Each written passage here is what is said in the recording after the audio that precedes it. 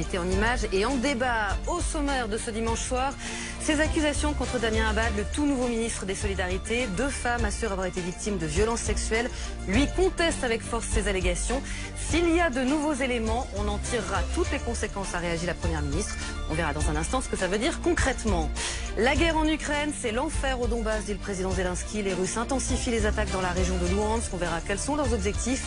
Grand témoin exceptionnel ce soir, Bernard-Henri Lévy, en direct d'Ukraine. Il revient du front. Et puis votre long format du soir, crime de guerre, l'épreuve. Plus de 8000 cas présumés de crimes de guerre ont été identifiés par la justice ukrainienne. Nos équipes ont rencontré des victimes, des témoins de ces exactions et suivi les enquêteurs chargés de réunir des preuves matérielles.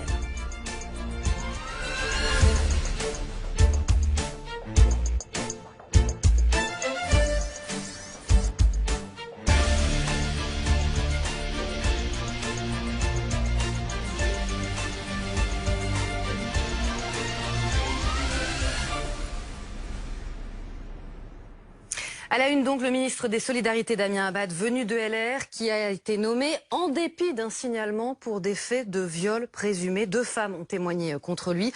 Selon des révélations de Mediapart, la REM et LR avaient été prévenus.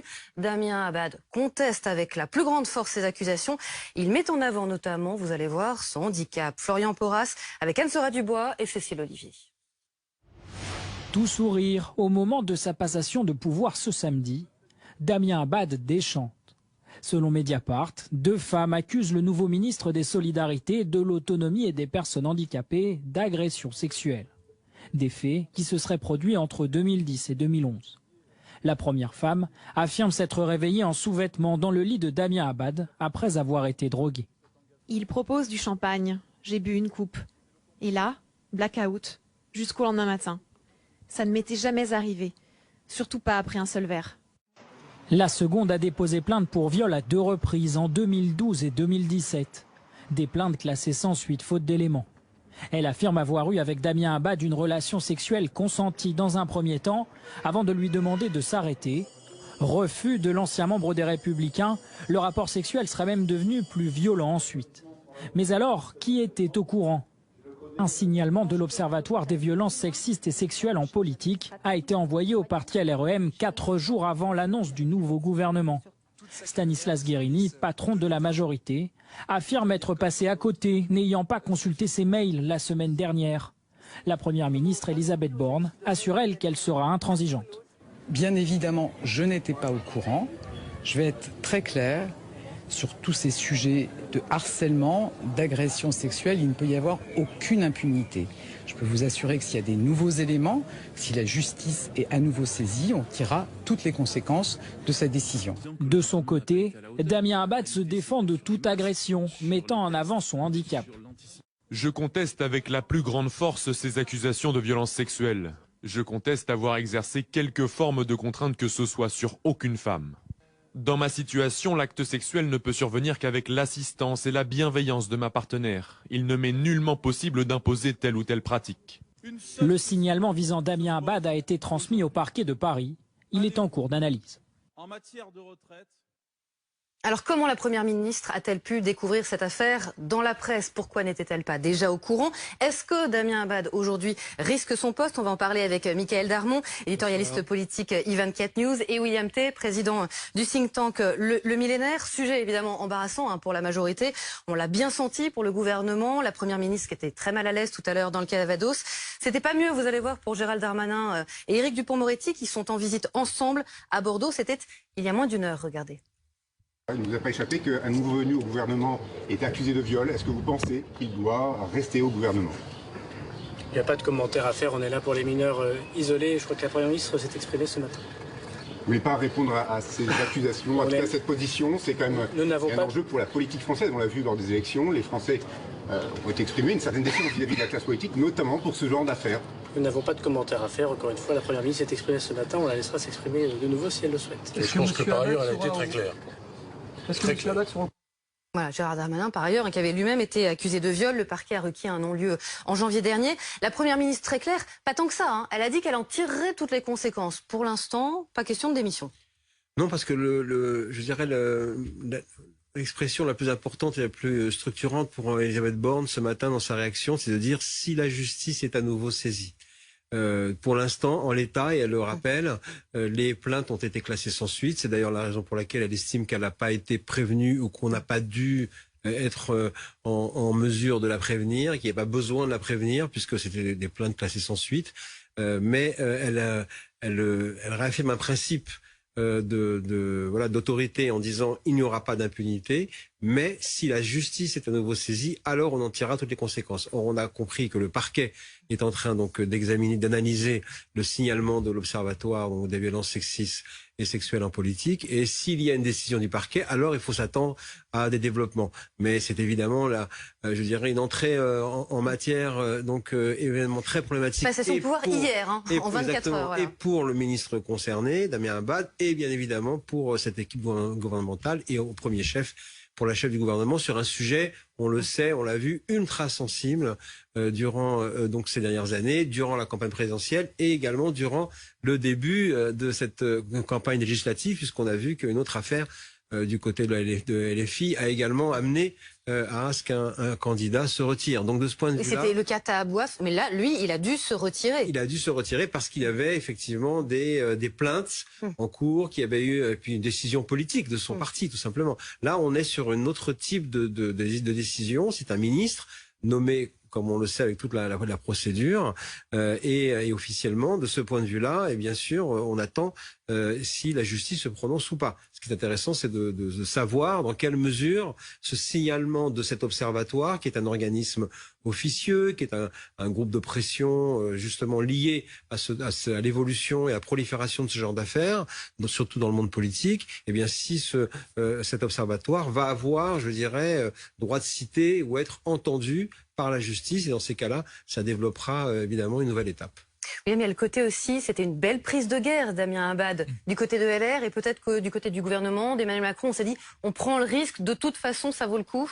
Je pense qu'il y a plusieurs éléments. Premier point, c'est que des signalements ont été faits, donc une partie de LREM était au courant, donc un mail a été envoyé à Stanislas Guerini, mais on ne sait pas si un mail a été envoyé à Emmanuel Macron et à la première ministre. C'est le premier élément, on ne sait pas qui a exactement été mis au courant. Deuxième point, c'est que Damien Abad est présumé innocent tant qu'il n'est pas condamné. Et ensuite, de ce qu'on voit de l'évolution de doctrine d'Emmanuel Macron, c'est qu'il y a une doctrine qui n'est pas suffisamment claire. Sur les ministres qui étaient concernés, notamment Éric Dupond-Moretti et Darmanin, malgré les mises en accusation, ils n'ont pas été démis de fonction du gouvernement. Tant qu'on n'est pas condamné, on reste. Par contre, il y a un autre point, c'est ce qu'on a vu dernièrement ces dernières semaines pour certains candidats aux législatives. Je pense notamment à Coralie Dubosc, à Jérôme Père et à Thierry Solaire. Ils ont dû retirer leur candidature. Et la difficulté pour Damien Abad pour prévoir ce que le gouvernement va faire, c'est qu'il est à la fois membre du gouvernement, mais il est également candidat à sa réélection dans la 4e circonscription de l'Ain. Et donc du coup, est-ce que Emmanuel Macron va prendre une décision claire en vue des élections législatives? Ce qu'on voit notamment, c'est que la dynamique qui est mise en place par Jean-Luc Mélenchon lui conduit à être très précautionneux, à ne prendre aucun risque. Et donc du coup, s'il y a un nouvel élément ou si un élément est confirmé, éventuellement Damien Abad pourrait sortir, et je pense que c'est la position d'Elisabeth Borne.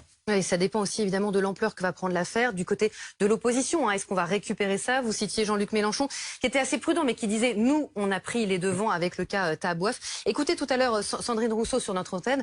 Pour elle, c'est fini pour Damien Abad. Il n'a pas la capacité aujourd'hui d'être un ministre serein.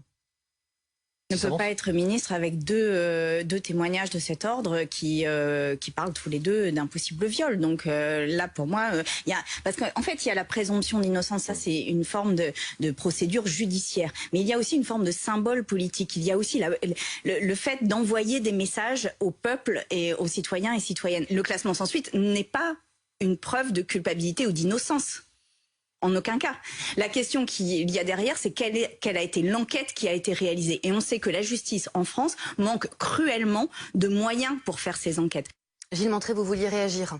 Oui, parce que je pense que ce qui jette un trouble aussi, c'est cette histoire de mails qu'on n'aurait pas reçus et qu'on n'aurait pas lus. Voilà, il faut expliquer que la majorité a reçu un mail et sa ligne de défense, c'est de dire on n'a pas eu le temps de le lire. D'ailleurs, si on est honnête, pas que la majorité, puisque ça a été aussi envoyé chez les LR. Mais eux, ils disent l'avoir lu. Ils étaient au courant quand même. Non, ils disaient que c'était pas sur la bonne boîte. La bonne boîte email, et puis Stanislas Guerini dit qu'il n'avait pas vu ces mails. Aurélien Pradier, qui est cité quand même, dit qu'il a quand même enquêté et qu'il n'y avait pas d'éléments. De deux choses l'une. Soit ce n'est pas un problème, c'est-à-dire qu'effectivement l'affaire a été classée sans suite, et que s'il n'y a pas de nouveaux éléments, ce qu'a dit Elisabeth Borne, s'il n'y a pas de nouvelles plaintes avec de nouveaux éléments, il n'y a pas lieu pour Damien Abad de démissionner. Soit on considère qu'au contraire c'est un problème, et dans ce cas, mais de dire que on n'a pas lu le mail n'apportait rien. C'est-à-dire que on aurait très bien pu dire, oui, finalement, on a vu le mail, mais malgré ce mail, on a considéré que puisqu'il n'y avait pas de nouveaux éléments, on le maintenait, ou au contraire, c'était de nature à changer. Et je pense que là, pour les Français, c'est cette espèce de vouloir esquiver. Quand on dit si c'est flou, c'est qu'il y a un loup, pourquoi raconter qu'on n'a pas vu ce mail, qui est peut-être d'ailleurs vrai, mais pourquoi ne pas assumer ce choix? On sent quelque chose qui n'est pas tout à fait net. Michael. En fait, le problème du gouvernement vient je dirais, du critère de décision. Parce qu'on est au fond à la frontière et dans un télescopage entre la morale, l'éthique et le juridique. Il n'y a pas d'enjeu de présomption d'innocence puisqu'il n'y a pas de mise en examen. Donc il est ni présumé innocent ni rien du tout. Il n'y a pas de mise en examen, donc de ce point de vue-là, il y a un signalement qui a été fait, une plainte qui a été déposée. Elle a été traitée par la justice de telle manière à ce qu'elle a été décrétée sans suite. Donc ça veut dire qu'il n'y avait pas d'éléments pour la justice de manière à enquêter plus avant. Donc ça c'est aussi à prendre en considération. Sauf qu'on est face à une demande sociale, face à une mutation sociétale considérable, face à une demande politique. Et de ce point de vue-là, le problème, il est d'abord politique. Il n'est pas, au fond, ni juridique, ni autre chose. Il est d'abord politique. Et on voit bien que ce gouvernement, on est à la veille du premier Conseil des ministres, et regardez de quoi on parle. C'est-à-dire qu'en réalité, il y a bien un problème politique général pour cette équipe gouvernementale à la veille de son démarrage officiel pour produire de la politique publique, parce que une fois de plus, on se retrouve face à une demande sociale qui, pour l'instant, ne peut pas n'a pas de suivi, ou en tout cas d'implication et d'impact dans la justice. On attend la réponse de la justice et un pouvoir exécutif qui, lui, se trouve dans l'embarras.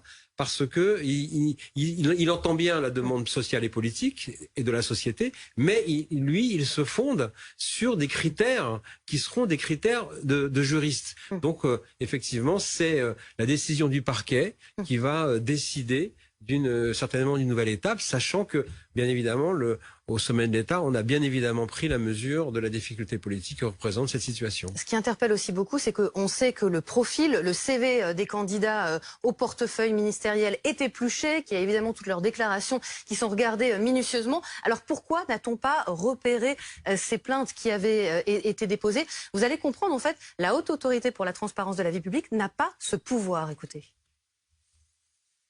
Je crois qu'il y a la question d'une institutionnalisation de ces sujets-là. La Haute Autorité pour la transparence de la vie publique, celle qui vérifie si les ministres ou les parlementaires ne sont pas en délicatesse avec le fisc, n'ont pas de conflit d'intérêt, n'est pas à l'heure actuelle habilitée à se saisir des questions de violences sexuelles. Et donc nous, ce qu'on souhaiterait, c'est que la Haute Autorité puisse aussi vérifier si les hommes qui sont nommés ne représentent pas un danger pour les femmes. Pendant 4 ans et demi maintenant, depuis MeToo, on donne une injonction aux femmes, celle de libérer leur parole. Et de l'autre côté, il y a un problème, c'est qu'il y a un mur. Les femmes parlent et pour autant, elles ont le sentiment de ne pas être entendues. Donc, quelle va être une réponse à la hauteur de la gravité de ces accusations? C'est au gouvernement de le décider. Nous, ce qu'on souhaite de notre côté, c'est d'être entendus et nous appelons dès mardi soir à 18h à un rassemblement place Saint-Augustin à Paris.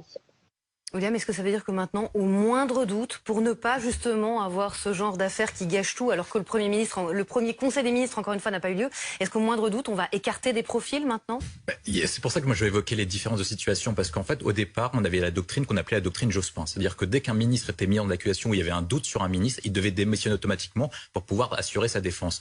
Emmanuel Macron a marqué une sorte de rupture, même si Nicolas Sarkozy a mis une parenthèse, c'est-à-dire sur les ministres Dupond-Moretti et Darmanin, malgré les mises en accusation, ils étaient maintenus au gouvernement et Emmanuel Macron avait maintenu sa confiance envers Darmanin et Dupond-Moretti. Donc la différence, c'est en fait, est-ce qu'on suit la ligne? Est-ce que Emmanuel Macron, à partir des retraits des candidats Dubosc, Perra et Solaire, poursuit la doctrine Jospin, c'est-à-dire à écarter les candidats, même si ce n'est pas une condamnation, même s'il y a un doute sur leur probité personnelle, et donc à les écarter temporairement, en tout cas à les retirer de leur fonction politique, ou est-ce qu'il maintient sa ligne Darmanin et Dupond-Moretti? Et pour l'instant, tant qu'on n'a pas l'avis d'Emmanuel Macron, parce que même si Elisabeth Borne s'exprime, c'est Emmanuel Macron qui retirera en fait Damien Abad ou pas. C'est lui qui reviendra à ce choix-là, et pour l'instant on ne connaît pas la doctrine exacte d'Emmanuel Macron. S'il poursuit la morale, c'est-à-dire qu'on retirera tous les candidats et on se dirige vers un système à la Suède, suédoise ou dans les pays nordiques, où si par cas vous commettez une faute, même on se souvient du cas où un ministre avait notamment dépensé de l'argent public pour acheter un Toblerone, il avait dû démissionner. Et donc on se dirige vers ce modèle-là.